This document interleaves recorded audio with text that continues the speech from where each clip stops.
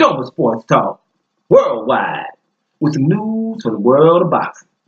So y'all know what time it is. You ain't in a rush to get concussed. Now, we got some more residue from the big fight, the heavyweight fight that we all talking about and enjoy one way or another. Deontay Wilder versus Tyson Fury ended in a draw, right? Ended in a draw. Now, we had most people think Tyson Fury beat him. It should have been no draw. Tyson Fury beat the dude. Right? Man, what's up with that? How did Tyson Fury got robbed? I'm not one of them. Right? But, whatever. So, let's talk about some other people that are not one of them either.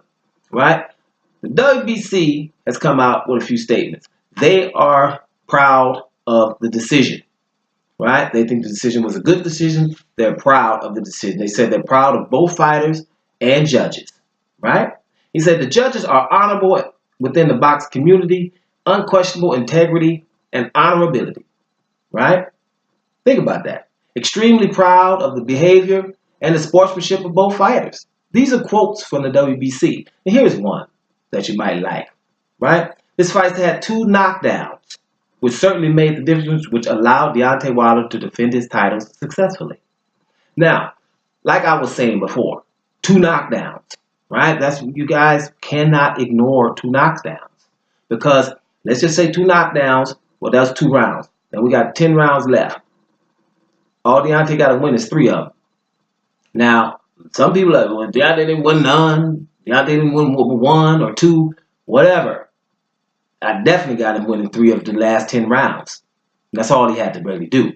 Plus, you're the champion. Right? So, those are things that, people that are judging a fight. Lots of times when you see people judging the fight, a lot of time when we fight, you watching HBO and and your boy Harold Letterman, he doing the judging. What is he talking about? Okay, Jim, right? Johnny Golovkin is controlling the fight, pressure the fight. The aggressive fighter, he's throwing more telling blows. The other guy is throwing some jabs, but the more telling blows are coming from Johnny Golovkin. Johnny Golovkin winning the fight. Right? Right? Ring generalship, more telling blows, stuff like that. The aggressive fighter. Those things come into play to some of these Harold Letterman type judges. Right? We watch it all the time. All of a sudden it goes out the window when it's Deontay. More telling blows. Right? Jabs. He got out jabbed. But I'm just saying, those are the reason why. If somebody's scoring it way out the landage with 115, 111, that's, I didn't see that either. Okay? I didn't even see that. But I understand when people judge like Harold Letterman does, then they could probably have that. Now, another person who has the same opinion was Max Kellerman. Y'all know Max Kellerman. Don't have you in the boxing. If you don't know Max Kellerman, then you should. Right? Now he's on First Take with your boy Stephen A. Smith. Stephen A. Smith was coming out basically, Tyson Fury showed he was a superior boxer. Well, duh. He was that before the fight. He was a superior boxer. We know he's a superior boxer. Everybody's prediction was that he's a superior boxer. He's going to win the fight on points, or he's going to get knocked out by Deontay Wilder's one of his wild punches. That's what everybody knows. Deontay Wilder's windmill Wilder and not too technical. Tyson Fury is very technical, elusive, and hard to hit. Right? So, that's why Max Kellerman basically gave him a well, duh statement. But Max Kellerman also said some things, and it sounds extremely like DoMa. He says, is anybody paying attention to what Deontay Wilder weighs? Right? We're watching a guy that's fighting people 30, 40 pounds heavier than him all the time. Let's take that into consideration. That's something we haven't seen in a long time. Right? Somebody this little is the aggressor in the fight. Think about it. Somebody's 30, 40 pounds lighter than the other dude. He's the aggressor in the fight. Those are some things that, have to be taken into consideration. And that's Max Kellerman. And he understands that, just like I'm saying, with 2 knockdowns, and all Deontay has to win is 3 from the other 10 rounds. That's possible. Where a draw is not outlandish here. That's all most people are trying to say here. It's just not outlandish.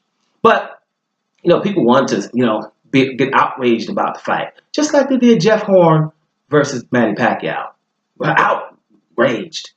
And then what happens? The sanctioning body goes back, make all the judges look at the fight again, they come up with the same thing. So basically, if they did that with the WBC, they barking up the wrong tree. Because WBC done straight up said they proud of the fight, and that's the bottom line. So we can get over that, right? I think that the fight was a good fight. Let's have a rematch, right? And it's all good. Now, Deontay Wilder, I'm hearing, is rumored to have had a right hand injury 12 weeks outside of the fight. Those information that Deontay Wilder does not have the luxury of divulging. Just leave it to yourself, homie, because ain't nobody care. Nobody care about you, Deontay. Believe it. You know the deal. No one cares. You can't even say stuff like that. No one go, oh, you had a right hand injury. And even I'm going to say, if you had a right hand injury and you wasn't using it in sparring, then you should have came out jabbing. And you didn't. Because you're sitting here trying to knock him out, which means Tyson Fury did get in your head because you're trying to knock him out. So now I hope you learn from that. You got to use that jab. You've been working on it. You done broke your hand all the time. Now, if you broke your hand again, that's your third time breaking your hand. Wouldn't be telling people that anyway, because that means you keep breaking it. I know why you're breaking it. The same way David Haye was having problems. Your body's breaking down because you're fighting guys way heavier than you. That's why, and I've said this a long time, Deontay Wilder's not going to be fighting forever with a right hand like that. That is too much concussion going on, too much power going into that right hand, and you're hitting big old craniums. 30, 40 pounds guys heavier than you. That ain't going too long. We better enjoy it while it is.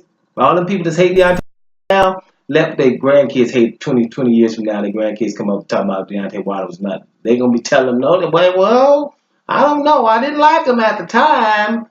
But let me tell you, that little skilly Alabama guy wasn't really that bad. Now, I seen him doing a lot of stuff I didn't see others doing before.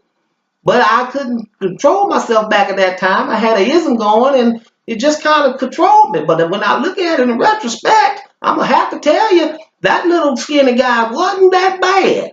That's what's going to happen 20 years from now. That's how we do. We don't like people when they're here. We wait till they leave, right? As it is. But speaking of things, now, we're done with that subject. But I'm going to mention something before I get out of here, right? Just going to do it because of stuff that's going on in society. You got to mention that too, right?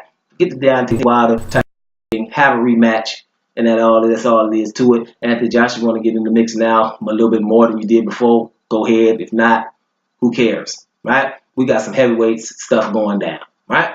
Now, let's talk real short about these Patriots.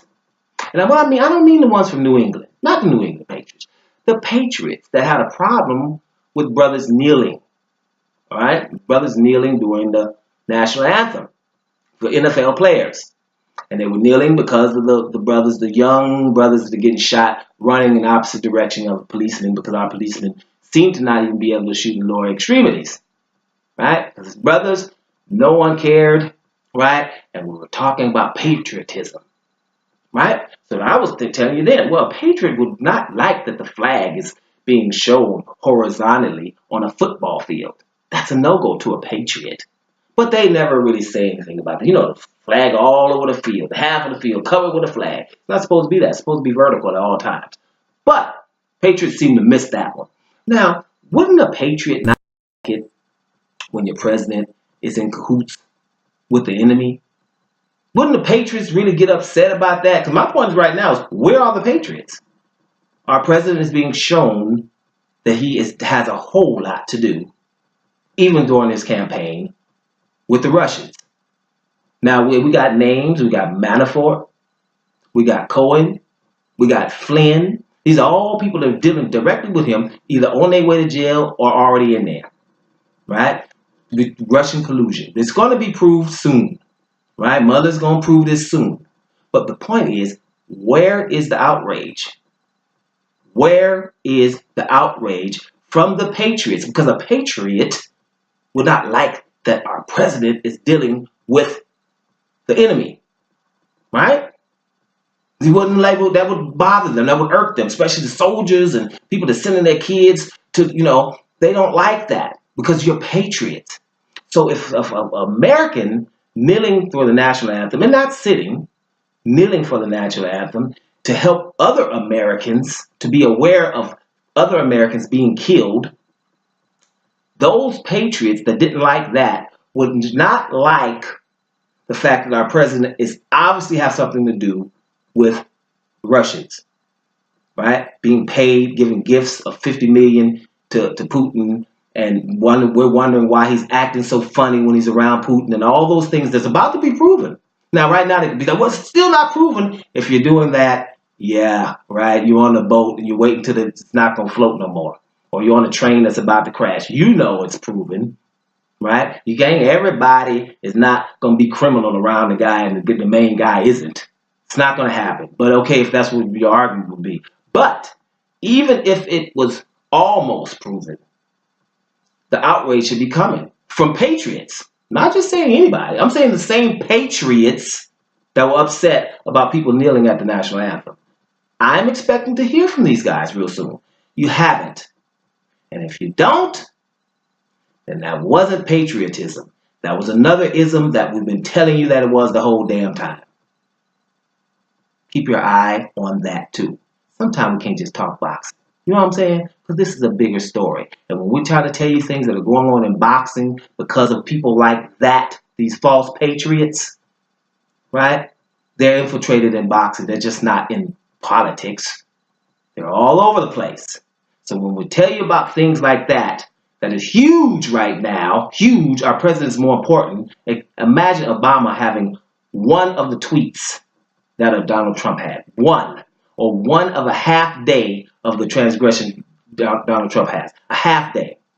You got 8 people already indicted around Donald Trump in 2 years. In 8 years in the office, there was none, not even one from Obama and his boys and his administration. Because you know what? It shouldn't be, actually. That's why.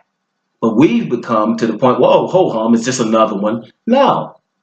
Focus, right? And keep your eyes and your ears peeled to see if you hear or see any reaction from the same patriots that were upset about guys kneeling for the national anthem to bring awareness to other Americans. Keep your eye on that too, not just the Deontay Wilder Fury thing. DoMa Sports Talk, worldwide. And I'm up out of here.